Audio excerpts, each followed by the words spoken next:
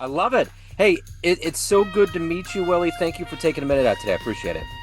Yeah, thank you for having me on. Yes, sir. So let's begin our story with this. 5 years ago, the pandemic was changing all of our lives. How did you make it through that time period, and how has it changed the way that you go about life today? Oh my goodness. Yeah, the pandemic, it happened right at the end of when I graduated with my bachelor's degree in business and had my first child on the way. And not even on the way, it was like because the pandemic happened in like March of 2020. Yeah.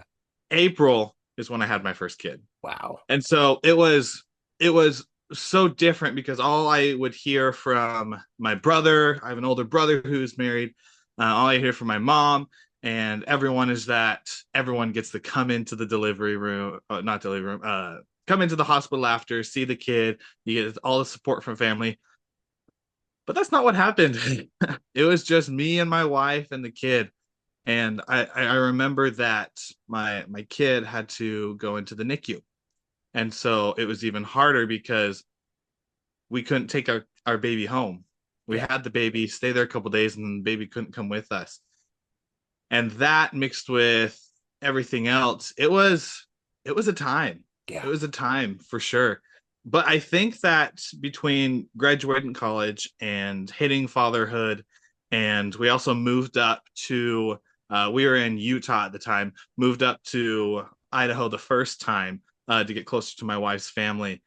It helped me center my priorities of what I wanted. There was less wasting of time, more things were done with purpose because I just had less time. Yeah. I had a new kid to take care of. I had to come up here and find work and find individuals to connect with. But all that together, it just really helped center me. And then a few years, and then from that, the focus and centeredness got me to where I'm at today. So let's get into what you're doing today as a coach. I'm going to put you in front of a bunch of 12-year-olds at career day, and one of the kids wants to know what you do for a living. How do you explain it? Yeah, I am. Oh, that's a good question. So I'm going to put myself in that frame in front of 12-year-olds. I'm a coach who helps dyslexic adults to get a job. Okay. is how I'd go about doing that. That To makes be a resource for adult dyslexics.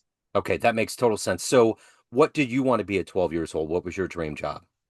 Oh, I wanted to be a vet. Okay. I wanted to take care of animals. So what happened? Junior year of high school, they have this where we were at. Um, it was kind of like a college.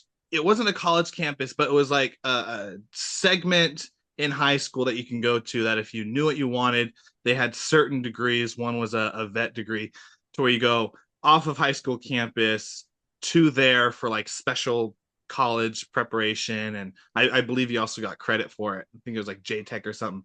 So we'd go there and I was walking in, they were showing me everything. Walk into this room, and there were cages all around, and they were full of rats and snakes. Turned around, walked out, and really just lost the desire to be a vet. Oh, yeah, that was it. That's wild. That was it. So let me ask you about your history with dyslexia. Yeah.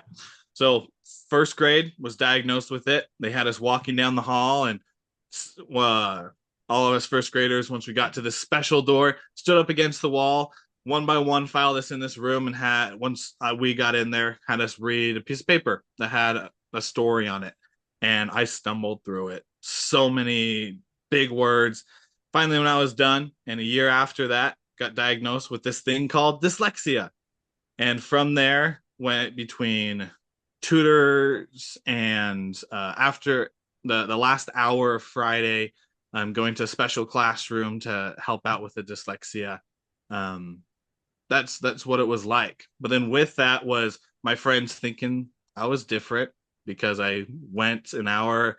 They didn't know where I went for the last hour of each week. So they started distancing themselves. Unfortunately, as middle schoolers are, they some of them just don't have good lives and decide to go the bullying route. So I was bullied in middle school and even in high school. I had friends, but we'd be walking to class and they'd walk into honors class, and I had to walk a few more doors down to class that nobody really cared about learning. Nobody wanted to be there and just felt just out of place. Wow. And so from there, grew up with dyslexia as a challenge, and it has to be a part of my life because there's no cure for it. And it's just something that's going to weigh me down. So you've obviously turned your life into a success as a coach of helping people. Who is that inspiration that's allowed you to get over all of the bullying and the cold shoulders and to find your voice and to help others that obviously are living with the same thing you are? There's a lot of people and mentors that came in and helped out with that. Like the very first ones was when I first got in the personal development industry and such. It was Grant Cardone. Saw one of his videos on YouTube that was like 5 ways to make $1 million. And I'm like, it's super cool. I want to do that. So I watched this video, got just sucked into it, watched a few more, and then attached to that was this top 10 series where it was like top 10 lessons from said individual, from a dude called Evan Carmichael, who did it for people like Tony Robbins, Oprah Winfrey, um, Bill Gates, Steve Jobs, just like all the people that we hear about today. And so that was kind of like the initiating start. But in the weirdest way, it was me that finally showed up for myself. Of course, I humbly am grateful for every single individual, my family, friends, people that I've met along the way, mentors I've never met. I'm grateful for them. But when it comes down to it, I sit here in pure love and gratitude for myself of thank you for yesterday, Willie, for doing something hard so that today, Willie, can enjoy the reward from it. From a biological standpoint, how does dyslexia work? Is it the way that the eye interprets the words, or is that kind of how it is? A great way to think about it is it's the way information is processed. So if you think about it three different ways, it's the information that comes into our minds. That's where you see sometimes people read words backwards. That's usually the most common thing with dyslexia. So it's what we interpret coming in. There's the part of inside our head, how we process the information, whether it's seeing or listening, and then how we verbalize it outwards. So if you think about it more as if regular people isn't the word I should use for this, but people without dyslexia, if they are going from point A to point B, so let's say their house to Walmart, they can drive from point A to point B no problem. For dyslexics, we have construction and we have traffic along that path. So we have to take route C or D around, might be a little bit more scenic, will absolutely take a little bit longer, but we'll eventually get there. So it's the way that our brain is wired to where it's the way we're able to process information, that's different than people without dyslexia. So the one thing, like my son's on the spectrum, and there's things that he's really good at, even though there's things that are difficult, like with dyslexia, with reading, it can be difficult. What other kind of superpowers have you amassed because of that? Yes, I love this question because this is probably one of the most common ones that people say, especially when I'm like, dyslexia is the superpower or dyslexia is your advantage. They're like, bro, what are you talking about? This thing's been a this thing sucks. This thing is hard my entire life. And I'm like, hear me out, hear me out. So with dyslexia, of course, there's like the hard things with reading and writing, which unfortunately a lot of people focus on. But on the other side, we have the ability to recognize patterns.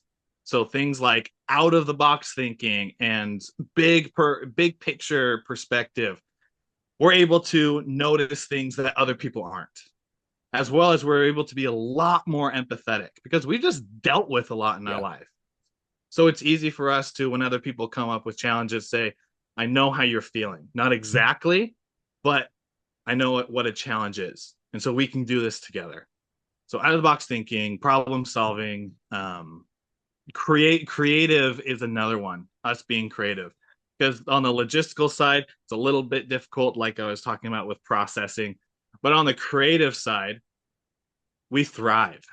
Like our brains are just tapped into this creative spectrum and that's why when it comes to like careers and stuff, architecture, acting, singing, music, things like being a detective or being an entrepreneur, these things where the creative mind is involved a lot more, dyslexics thrive more in. So those are some are kind of the awesome advantages to it.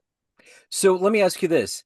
Of everybody that's alive on the planet now, if you could meet somebody, whether they're prominent or famous or influential or otherwise, if you could meet somebody else that has dyslexia, that's overcome, that's succeeded, that's achieved, who would you love to meet and talk to?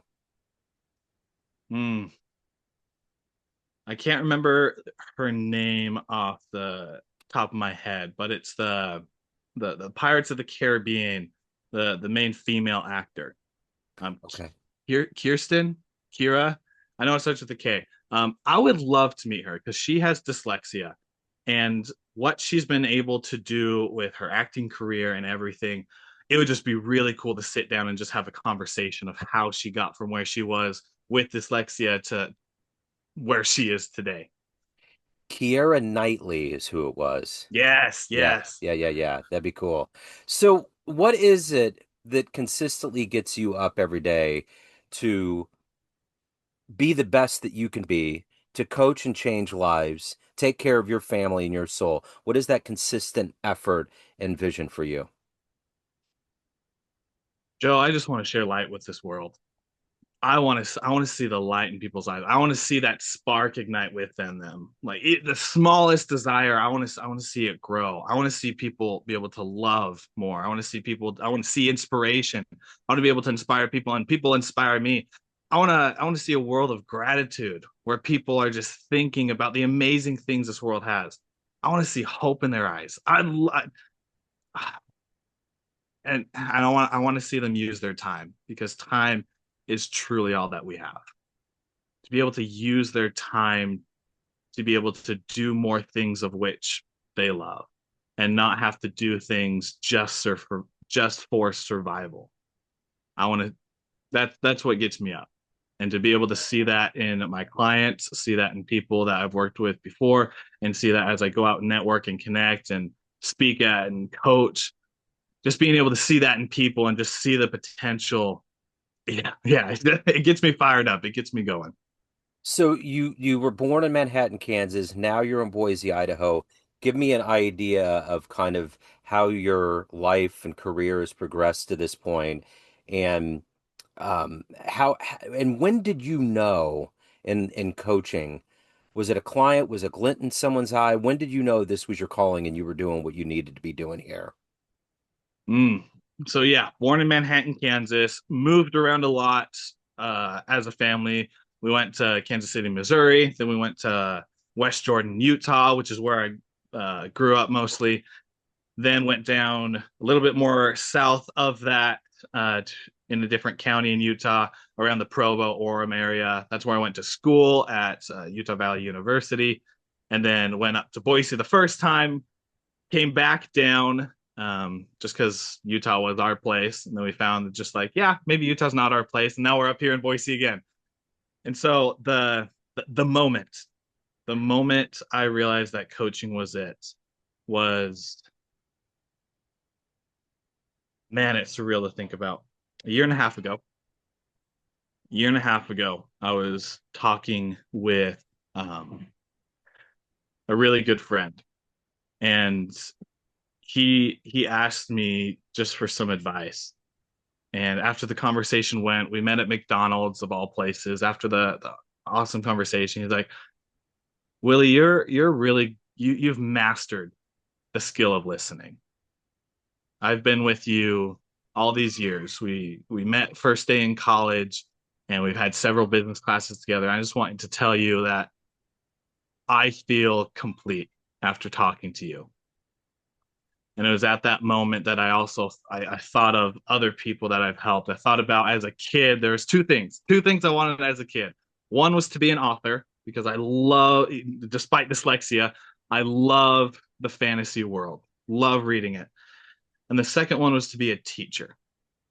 But even back then, I knew I never wanted to do the traditional teaching. Yeah. And I just didn't have the words to describe it back then. So that mixed with that experience helped me to think maybe this coaching thing is something that I'm good at. So I said, awesome. While I'm working at the produce section at Walmart, I'm going to start some stuff. And so I started coaching. I started talking to people, and then I got some clients, did several of them for free first, and then up the price from there. And just it's been so worthwhile Yeah. doing it. It's been so worthwhile.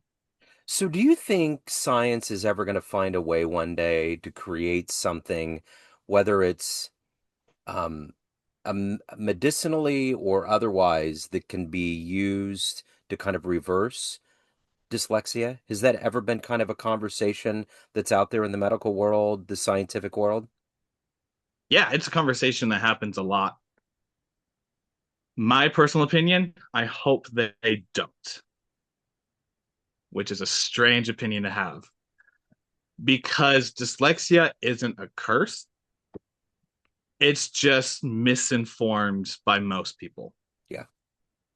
Because if you think about it, dyslexia affects reading, writing, speaking, spelling, sometimes math, just the processing of it.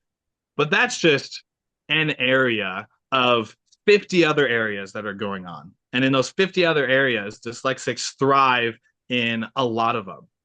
And so I hope they don't find this thing to reverse it, because if you reverse something that has good and bad, both the bad and good get reversed. And I know for myself, I want to still be I want to be empathetic towards people. I want to be able to think outside the box and problem solve. I want to be able to still be creative. So no, in my opinion, I hope that they don't. But of course, it's a conversation that goes out there. But I think the conversation simply needs to switch from how do we cure this thing that's uncurable to actually seeing it as what it is, the good, the bad that most people talk about, as well as the good that should be talked about. So what's the workaround? How do you get to a point where you can read and do things? Is there a way that you train your brain? I mean, this might be a naive question, but maybe people don't understand because, like with Keira Knightley and other people, I mean, they obviously get scripts. They obviously have to memorize things. There's a lot of things that need to still be processed. You can't just not do it. So Right. how does it get dealt with? Yeah. On like the scripts and writing and on that end, practice helps out a lot. If you do something consistently every single day, you're going to get better at it. It's Yeah. just going to happen. But I think the first step that it comes down to is off of a quote that Henry Ford said, which is if you believe whether you believe you can or you can't, you're right. If you believe that you can't do it, your brain's not going to work towards finding solutions and getting it done. But if you believe that you can, even if it's the smallest percentage that something's going to happen, then your brain is not going to stop asking, why can't I do it? It's going to start asking, how can I? Yeah. And it's that, I'm sure you know this, but it's that simple switch from why can't to how can that it'll change everything. So let's say you have a dream tonight. You run into that middle school version of you that's starting to get a bunch of flack from people for no good reason. What would you tell that young version of you based on this life that you've led, the wisdom you've gained, the obstacles you've overcome? What advice would you give?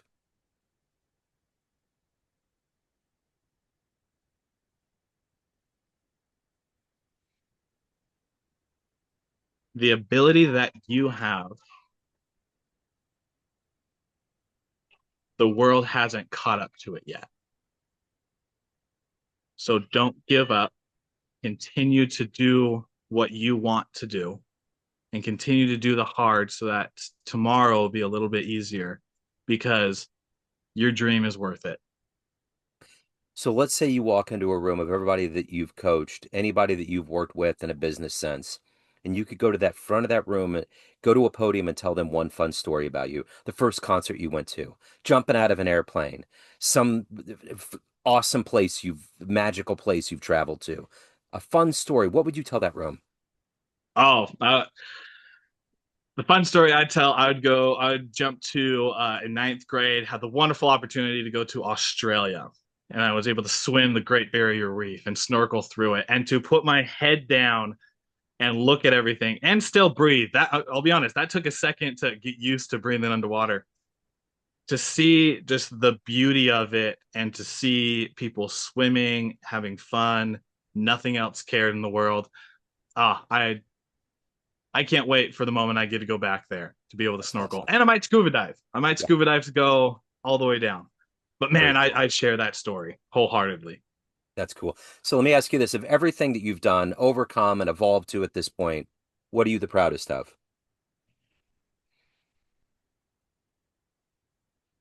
I'm proudest that I get to have the time to spend with my family and watch them grow up. Yeah. So let me ask you this. Everyone has a perception of you. Family, friends, clients, everyone that you work with, everyone you know, but you run the show. What's your perception of you? Who do you think you are? I'm gonna get a little quirky on this one, a little nerdy. I love anime. I love watching it. Great stories, great messages. So I've created so my one thing I teach is one word why, which is taking your why, squishing it down into a single word. And for me, that's light. And I over the 5 years that I when I first created it, I created an acronym of love, inspire, gratitude, hope, and time, because that's truly all that we have. And so I've tried to live that every day. As it's gone into and as I've watched anime, I came up with this really cool thing that helps me be more present where I'm at, which is I am, oh, I'm going to remember. Here we go. I'm a beacon of light. I'm a pillar of transformation, and I am a symbol of hope. And saying those three things every morning helps center me to I am here today, the version I am, no matter what happens. If I am simply in the moment, then I'm enough. So, what would you say to anybody in the dyslexia community right now that might be on the fence and might need you and a coach and some help, but they're not quite sure how to begin it, or they're not quite sure if it works for them? What pitch would you give to them to reach out, explore, ask questions, and get to that point? Yeah. I tell them to let's get on a call to be able to get more clear on what needs on the plan. Because there's two things you need to be clear on. You need to be clear on the destination that you want to reach, and you need to be clear on where you're starting. Because if you're clear on those two things, then you know the direction you need to head, which then that automatically leads to the next part of now we create a plan. We get clear on the milestones. We start in the back, we reverse engineer backwards, figure out what those steps are so that when we finally get to where we're at today, we know the daily steps that we need to take. So it'd be getting so clear on the daily actions needed to take that if all you do is wake up in the morning and say, I cannot do anything, but what I can do is read 10 pages a day, because my goal is to read 12 books in a year. And I know if I simply read 10 pages a day, I will get there. Yeah. So it's becoming so clear on that. And then the accountability and the coaching part, making sure that while you're on that path, taking it, making sure that you adjust if there's traffic or construction as you're going through the car of life, the car of goal setting, and to really just be consistent with it. That's where my GPS method comes in. That's where my 2% rule comes in. It's the get clear and be consistent. So that's a perfect lead in to where do people go if they want to ask questions, hire you, any of the good business? Where is it?